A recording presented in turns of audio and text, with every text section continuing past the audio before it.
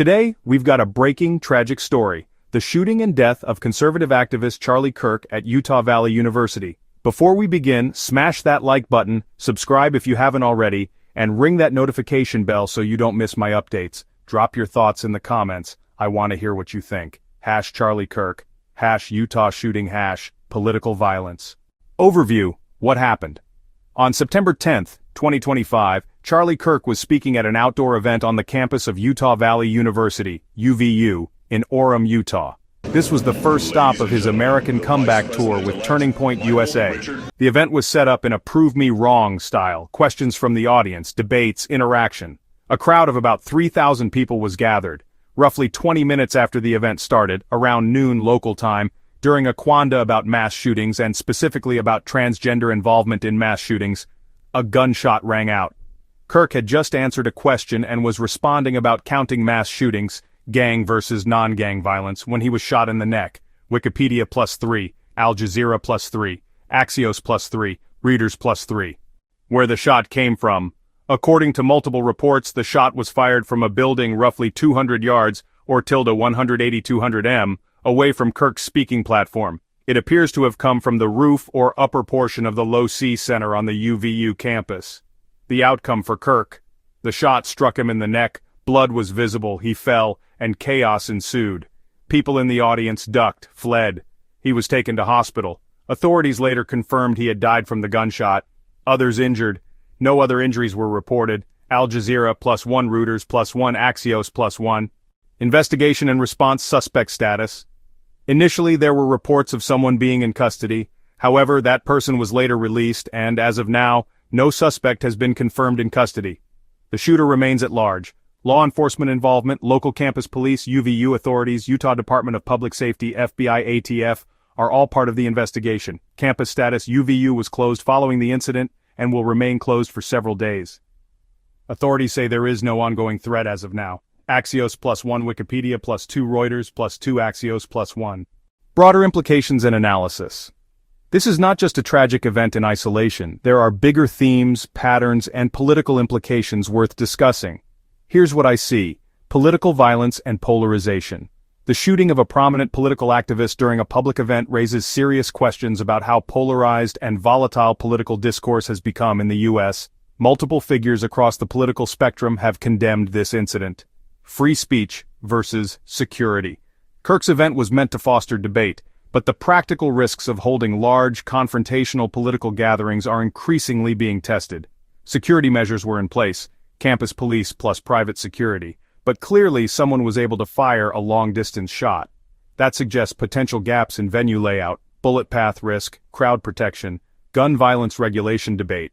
This incident will almost certainly fuel the debate over gun laws, including background checks, long-range weapon control, how to manage open carry or concealed carry on campus, and prevention of politically motivated shootings. Media and information spread. Videos from bystanders, news outlets, and eyewitness accounts played a huge role in how quickly the story spread. What was known, what was speculated, what was corrected, for example, suspect custody status. That means public perception can shift rapidly. Accuracy is crucial.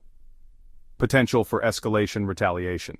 With such events, there's always the risk of backlash, of political groups seeking revenge, or using the event to push further agendas of division. Leaders across parties have called for calm and rejecting violence, but whether that message holds remains to be seen. Reuters +3, Reuters +3, San Francisco Chronicle +3. Uncertainties: what we still don't know. Identity of the shooter, who they are, their political motivations, if any, whether this was targeted specifically because of Kirk's views, or if it's connected to some other grievance. Exact ballistic details: what kind of gun, trajectory, potential for bulletproof barriers, etc.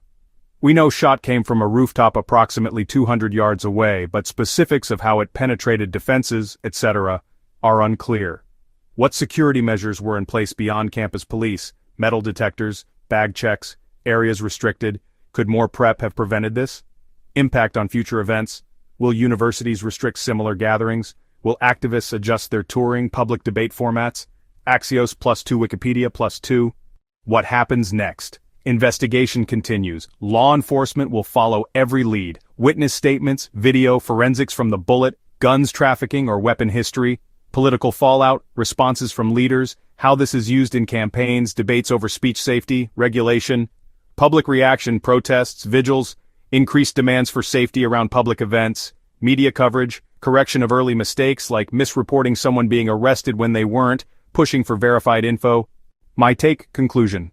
This is a watershed moment. The killing of Charlie Kirk confirms that the extreme divisions in political life are no longer only verbal or ideological. They can and are becoming deadly. The systems in place for public safety at large political gatherings may need to evolve. Free speech is essential, but so is ensuring those who speak and the audience are protected. Also, transparency in investigations will be critical to public trust.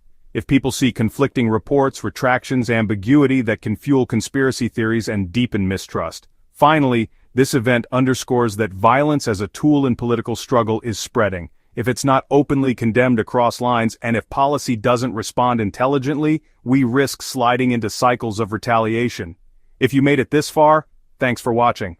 Drop a comment below with your thoughts. Do you believe this was a targeted assassination? What changes would you make to protect public figures and campus events? And just as important, how do we keep free speech alive while preventing violence? Don't forget to like this video if you found the analysis helpful, subscribe for more breakdowns like this, and share to keep the conversation